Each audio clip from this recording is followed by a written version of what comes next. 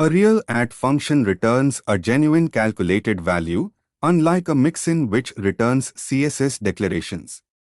In this video you'll write a real function and use its return value directly.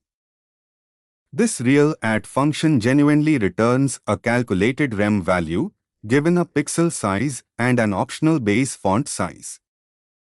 Calling rem 24px here genuinely returns 1.5 rem computed at real compile time, not left as a runtime calculation.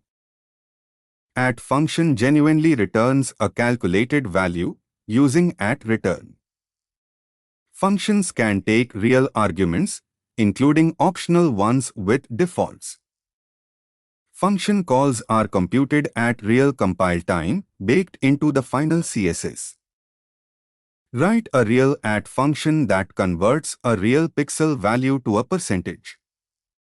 Ready to share one real set of styles across multiple selectors?